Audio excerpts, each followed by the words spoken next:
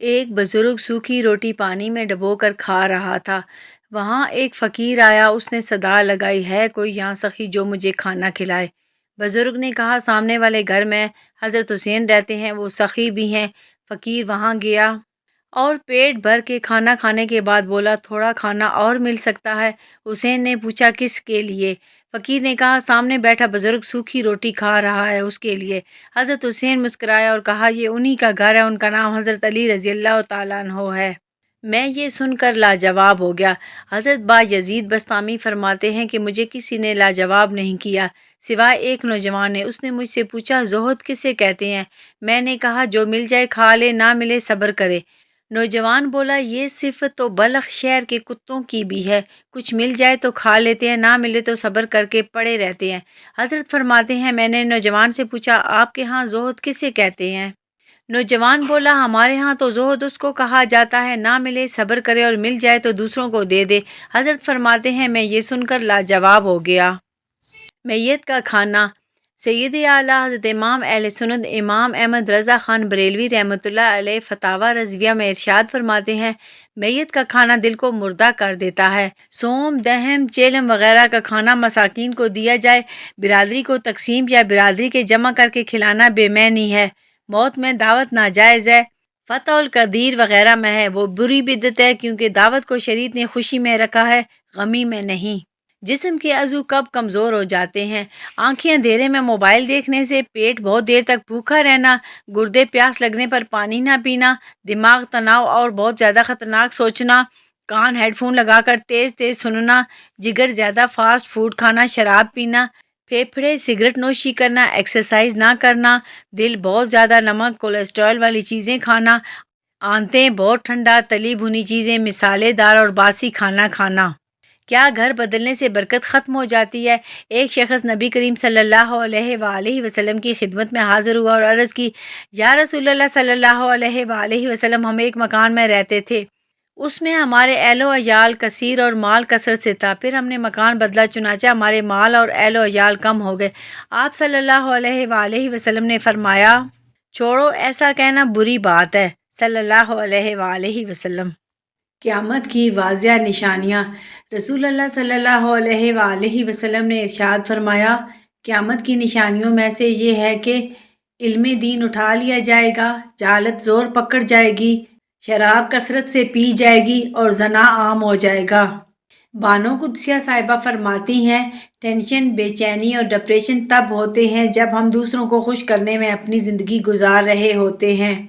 رسول اللہ صلی اللہ علیہ وآلہ وسلم نے ارشاد فرمایا، جس نے پیاسے کو پلا کر سیراب کیا، اس کے لیے جنت کا دروازہ کھولا جائے گا۔ فرمان مصطفیٰ صلی اللہ علیہ وآلہ وسلم، جہنم میں 70,000 وادیاں ہیں، ہر وادی میں 70,000 گھاٹیاں ہیں، اور ہر گھاٹی میں 70,000 سانپ اور 70,000 بچھو ہیں۔ کافروں اور منافقوں کو ان تمام جگہوں ہی میں جانا ہوگا۔ غصہ نہ کرو۔ ایک شخص نے نبی کریم صلی اللہ علیہ وآلہ وسلم سے عرض کیا کہ مجھے آپ کوئی نصیحت فرما دیجئے۔ نبی کریم صلی اللہ علیہ وآلہ وسلم نے فرمایا کہ غصہ نہ ہوا کر۔ انہوں نے کئی مرتبہ یہ سوال کیا اور نبی کریم صلی اللہ علیہ وآلہ وسلم نے فرمایا کہ غصہ نہ ہوا کر۔ فجر اور عصر کے بعد ذکر کی فضیلت۔ رسول اللہ صلی اللہ علیہ وآلہ وسلم نے فرمایا، مجھے ایسے لوگوں کے ساتھ بیٹھنا حضرت اسماعیل علیہ السلام کی اولاد میں سے 4 غلاموں کو آزاد کرنے سے زیادہ پسند ہے، جو نماز فجر سے طلوع آفتاب تک اللہ کا ذکر کرتے ہیں۔ مجھے ایسے لوگوں کے ساتھ بیٹھنا 4 غلام آزاد کرنے سے زیادہ پسند ہے، جو نماز عصر سے غروب آفتاب تک اللہ تعالیٰ کا ذکر کریں۔ مستنصر حسین تارڑ صاحب فرماتے ہیں، زندہ رہنے کے لیے ہم لوگ عمر بھر تکلیفیں برداشت کرتے رہتے ہیں، مگر زندہ پھر بھی نہیں رہتے۔ جو تیرا دل چاہے۔ حضرت علی رضی اللہ تعالیٰ عنہ کے پاس ایک شخص حاضر ہوا اور عرض کی، میرا ایک دوست تھا، اس کے 10,000 دینار میرے پاس امانت تھے۔ مرتے وقت اس نے وصیت کی کہ اس رقم میں سے جو تیرا دل چاہے وہ میرے بیٹے کو دینا اور باقی خود رکھ لینا۔ اب میرا خیال ہے کہ 1,000 اس کے بیٹے کو دے دوں اور دل چاہتا ہے کہ باقی میں خود رکھ لوں۔ حضرت علی رضی اللہ تعالیٰ عنہ مسکرائے اور فرمایا، تمہارا دل 9,000 رکھنے کو چاہتا ہے تو بس تم یہ اس کے بیٹے کو دے دو اور 1,000 خود رکھ لو، کیونکہ اس کی وصیت ہے کہ جو تیرا دل چاہے وہ تو میرے بیٹے کو دینا۔ سبحان اللہ، کیسا فیصلہ کیا! ایک بوڑھی عورت نے دربار خلافت میں شکایت کی کہ میرے گھر میں کیڑے مکوڑے نہیں ہیں۔ خلیفہ نے اس کے گھر کا پتہ پوچھ کر یہ کہہ کر رخصت کر دیا کہ تمہاری شکایت دور کر دی جائے گی۔ وہ چلی گئی تو ہر کوئی حیرت کا پہاڑ بنا ہوا تھا۔ اتنے میں خلیفہ کی آواز گونجی، امیر بیت المال، اس عورت کے پہنچنے سے پہلے اس کا گھر کھجور، شہد اور اناج سے بھر دو۔ حیرت سے دیکھنے والی آنکھوں سنو، جس گھر میں کھانے کو کچھ نہ ہو اس گھر میں کیڑے مکوڑوں کا کیا کام؟ یا اللہ، ایسے سمجھدار حکمران ہمیں بھی عطا فرما، آمین۔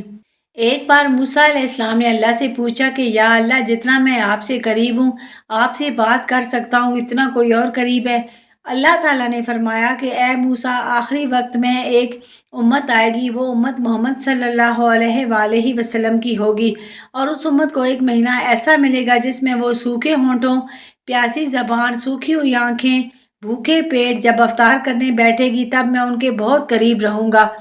موسیٰ، تمہارے اور میرے بیچ میں 70 پردوں کا فاصلہ ہے، لیکن افطار کے وقت اس امت اور میرے بیچ میں ایک پردے کا فاصلہ بھی نہیں ہوگا، اور جو دعا وہ مانگیں گے اسے قبول کرنا میری ذمہ داری رہے گی۔ سبحان اللہ! اگر میرے بندوں کو معلوم ہوتا کہ رمضان کیا ہے تو سب تمنا کرتے کہ کاش پورا سال رمضان ہی ہو۔ پیٹ بھر کھانا۔ روایت ہے کہ حضرت یحییٰ علیہ السلام نے ایک مرتبہ شیطان کو دیکھا، وہ بہت سے پھندے اٹھائے ہوئے تھا۔ آپ نے پوچھا یہ کیا ہے؟ شیطان نے جواب دیا، یہ وہ پھندے ہیں جن سے میں انسان کو پھانستا ہوں۔ آپ نے پوچھا کبھی مجھ پر بھی تو نے پھندا ڈالا ہے؟ شیطان نے کہا، آپ جب بھی سیر ہو کر کھا لیتے ہیں میں آپ کو ذکر و نماز سے سست کر دیتا ہوں۔ آپ نے پوچھا اور کچھ؟ کہا بس۔ تب آپ نے قسم کھائی کہ میں آئندہ کبھی سیر ہو کر نہیں کھاؤں گا۔ شیطان نے بھی جواباً قسم کھائی، میں آئندہ کسی مسلمان کو نصیحت نہیں کروں گا۔ روزانہ 1,000 نیکیاں۔ رسول اللہ صلی اللہ علیہ وآلہ وسلم نے فرمایا، کیا تم میں سے کوئی روزانہ 1,000 نیکیاں کمانے سے بھی عاجز رہ سکتا ہے؟ عرض کی گئی، ہم میں سے کوئی 1,000 نیکیاں کیسے کما سکتا ہے؟ آپ صلی اللہ علیہ وآلہ وسلم نے فرمایا، 100 بار سبحان اللہ کہنے والے کے لیے 1,000 نیکیاں لکھ دی جائیں گی یا 1,000 گناہ مٹا دیے جائیں گے۔ مہر کی لکھائی۔ ایک بہت ہی خوبصورت اور سبق آموز تحریر۔ ایک اللہ والے سے کسی نے اپنے مقدر کی شکایت کرتے ہوئے کہا، جو کام کرتا ہوں الٹا، جو کام کرتا ہوں الٹا، میرے تو سارے کام ہی الٹے پڑتے ہیں۔ انہوں نے پوچھا، مہر دیکھی ہے؟ کہنے لگا جی۔ پوچھا، یہ بھی جانتے ہو کہ مہر پر لکھائی کیسے ہوتی ہے؟ کہنے لگا، مہر پر الٹے الفاظ لکھے جاتے ہیں۔ انہوں نے پوچھا، میاں جانتے ہو وہ سیدھے کیسے ہوتے ہیں؟ کہنے لگا، جب مہر کاغذ پر لگتی ہے تو الفاظ سیدھے ہو جاتے ہیں۔ آپ نے فرمایا، جس طرح مہر اپنا ماتھا کاغذ پر ٹیکتی ہے تو اس کے الٹے الفاظ سیدھے ہو جاتے ہیں، اسی طرح تو بھی وضو کر کے مسجد جا اور اپنے مالک کے حضور ماتھا ٹیک، سجدہ کر، تیرے بھی الٹے کام سیدھے ہو جائیں گے۔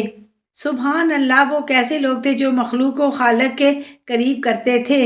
ضروری تو نہیں کہ آپ ان لوگوں کے لیے اداس رہیں جنہیں آپ کی پرواہ نہیں، آپ ان لوگوں کے لیے خوش بھی تو رہ سکتے ہیں جو آپ کی فکر کرتے ہیں۔ جہاں قدر نہ ہو وہاں خود کو خود ہی دور کر لو، کیونکہ ناقدرے اور ناشکرے لوگ جن کو سمجھ نہیں ہوتی ان کو ہیرا بھی کانچ نظر آتا ہے۔ نفرت کا پہلا شکار عقل ہے، اس لیے نفرت کرنے والا سوچنے سمجھنے کی صلاحیت کھو دیتا ہے۔ سورج کی شعاعیں کتنی تیز ہیں مگر معمولی سے بادل ان شعاؤں کو روک دیتے ہیں، اسی طرح گناہ کتنے ہی زیادہ طاقتور ہی ہوں، نماز انہیں روک دیتی ہے۔ دولت مند ہونے سے انسان اپنے آپ کو بھول جاتا ہے اور دولت نہ ہونے سے لوگ اسے بھول جاتے ہیں۔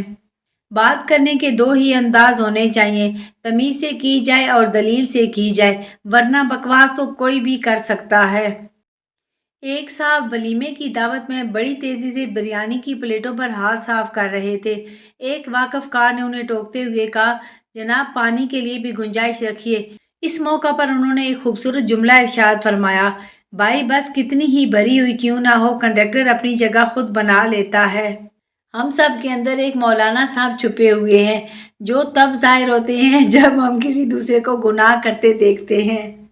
گھر کا سربراہ بننا اتنا آسان نہیں۔ سربراہ کی حالت ٹین کے اس شیڈ کی طرح ہوتی ہے جو تمام موسم جھیلتا ہے مگر اس کے سائے میں رہنے والے کہتے ہیں شور بہت کرتا ہے اور گرم بھی بہت جلدی ہو جاتا ہے۔ جس معاشرے میں امیر کی بد اخلاقی کو اس کا مزاق اور غریب کی خوش اخلاقی کو اس کی مجبوری سمجھ کر جواب دیا جائے، وہ انسانوں کا معاشرہ تو ہرگز نہیں ہو سکتا۔ سوشل میڈیا نے آج کل کے انسان کو ایسا گونگا سپاہی بنا دیا ہے جو اپنے برابر بیٹھے اداس پریشان حال شخص کے ساتھ زبان چلا کر اس کی اداسی کو بانٹنے کے بجائے کمال تیزی سے اپنی انگلیاں چلا کر فیس بک کے 5,000 اندیکھے اجنبی دوستوں سے لطیفہ شیئر کرنے کو ترجیح دیتا ہے۔ امام شافعی رحمۃ اللہ علیہ فرماتے ہیں، لوگوں کی باتیں پتھروں کی طرح ہوتی ہیں، ان کو پیٹھ پر لاد دو گے تو پیٹھ ٹوٹ جائے گی، ان کو اپنے قدموں تلے ایک برج بنا لو اور اس پر چڑھ کے بلند ہوتے جاؤ۔ ماچس کی تیلی کا سر تو ہوتا ہے مگر دماغ نہیں ہوتا، اس لیے ذرا سی رگڑ پر بھڑک اٹھتی ہے اور اپنی ہی آگ میں جل کر ختم ہو جاتی ہے۔ حاسد کی مثال بھی کچھ ایسی ہی ہے۔ امام احمد حنبل نے فرمایا، ہر طالب علم کے لیے ضروری ہو کہ وہ مدرسے میں دینی تعلیم کے ساتھ کوئی ہنر بھی سیکھے، ورنہ اسے داخلہ مت دیں۔ بادشاہ نے وجہ پوچھی تو فرمایا، اگر ہنر سیکھا تو ہنر بیچیں گے، نہیں تو دین بیچیں گے۔ کان مت لگائیے۔ نبی کریم صلی اللہ علیہ وآلہ وسلم نے فرمایا، جو شخص لوگوں کی باتیں سننے کے لیے کان لگائے جبکہ وہ لوگ اس شخص کے سننے کو پسند نہ کریں یا اس سے دور بھاگتے ہوں تو قیامت کے دن اس شخص کے کان میں جہنم کا کھولتا ہوا گرم سیسا ڈالا جائے گا۔ رسول اللہ صلی اللہ علیہ وآلہ وسلم نے فرمایا، اپنی ران ڈھانپ لو کیونکہ یہ ستر چھپانے کی چیز ہے۔ سرعام بے شرمی، مانا کہ گرمی ہے لیکن کچھ شرم ہوتی ہے، کچھ حیا ہوتی ہے۔ نوجوانوں کا نکر کچھے پہن کر سرعام گھٹنے ننگے کر کے گھومنا پھرنا، نہانا اور بائیک وغیرہ چلانا ناجائز و گناہ ہے۔ اچھی طرح یاد رکھیں، ناف کے نیچے سے گھٹنے سمیت جسم کا چھپانا فرض ہے۔ والد کو پانی پلانے کا اجر۔ فرمان مصطفیٰ صلی اللہ علیہ وآلہ وسلم، جس نے اپنی چھوٹی عمر میں اپنے والد کو 1 مرتبہ پانی پلایا، اللہ بروز قیامت اسے آب کوثر سے 70 مرتبہ پلائے گا۔ یا اللہ مجھے معاف کر دو، میری پلکیں بھیگ چکی ہیں، میرا دل چیخ رہا ہے، میری روح رو رہی ہے، میں تھک گئی ہوں، یا رب مجھے اپنی رحمت سے ڈھانپ لے، آمین ثم آمین۔ یا اللہ میرے والدین کو صحت، زندگی اور تندرستی عطا فرما اور بڑھاپے میں ان کے لیے آسانیاں فرما دے، آمین ثم آمین۔ اے عرش والے رحم کر، فرش والے بڑی مشکلات میں ہیں، کروڑوں درود و سلام اس ذات پر جو وجہ کائنات ہے۔